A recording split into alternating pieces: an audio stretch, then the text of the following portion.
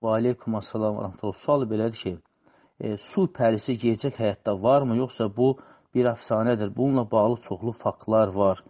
Ümumiyyətlə, yarı insan, yarı balıq belə bir məxluq yoxdur. Və yaxud da ki, yarı at, yarı insan belə bir məxluq yoxdur. Allah subhanət hala insanı insan kimi, balığı balıq kimi, atı da at kimi yaradıb. Və düzdür, müəyyən video görüntülər ola bilər, müəyyən montajlar ola bilər və yaxud da ki, Allah subhanət halanın xərq elədiyi balıqlar ola bilər ki, uzaqdan onlar su pərisinə oxşasın. Ola bilər, çünki Allah subhanət halanın nə qədər məxluqatı olduğunu biz bilmirik, biz hamısını saymamışıq, görməmişik, bu haqda bizim məlumatımız yoxdur. Amma buna baxmayaraq, bəli, ola bilər ki, hansısa bir Allahın xərq elədiyi məxluq qıraqdan su pərisinə oxşasın.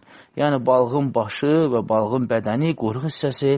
Amma unutmaq lazım deyil ki, Allah subhanət hala balıqla insanı bir yerdə cəm eləməyib.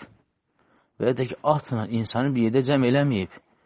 Bunlar hamısı əfsanələrdir və əlhəmdülillah ki, İslam dinində, nə Quranda, nə sünnədə belə bir məxluqat yoxdur ki, heyvanla insanın qarışığı. İstər balıqla, istərsə ki, atla belə bir qarışıq bir heyvan yoxdur. Allah şükürlər olsun.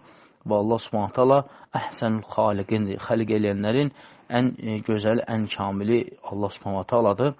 Və Allah subhanət halanın da xəliq elədiyin içində balıq insan qarşılığı və yaxud da ki, insanın at qarşılığı belə bir məxluqat yoxdur.